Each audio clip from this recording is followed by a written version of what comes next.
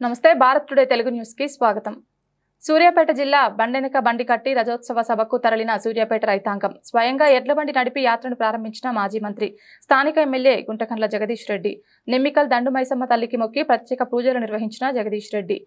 ఎడ్లబండ్ల యాత్రకు అడుగడుగున బ్రహ్మరథం పట్టిన ప్రజలు సుమారు 5 కిలోమీటర్ల పైగా ఎడ్లబండి నడిపి యాత్రను ఉత్సాహంగా ముందుకు నడిపిన జగదీష్ రెడ్డి చరిత్రలో ఎప్పుడూ జరగని విధంగా బీఆర్ఎస్ రజతోత్సవ సభ 24 ఏళ్లు పూర్తి చేసుకుని 25లోకి అడుగు పెడుతున్న బీఆర్ఎస్ పార్టీ బీఆర్ఎస్ అధినేత కేసీఆర్ సారథ్యంలో జరగనున్న 25 ఏళ్ల బీఆర్ఎస్ పండుగ భారీ బహిరంగ సభ కేసీఆర్ పైన రైతాంగం చూపుతున్న అభిమానాన్ని చూస్తుంటే కాంగ్రెస్ పార్టీ మీద వారికి ఎంత వ్యతిరేకత ఉందో అర్థమవుతోంది। కొండంత అభిమానంతో పాటు సాహసోపేతమైన యాత్రగా ఈ ఎడ్లబండ్లలో వెళ్తున్న రైతులందరికీ ప్రత్యేక అభినందనలు।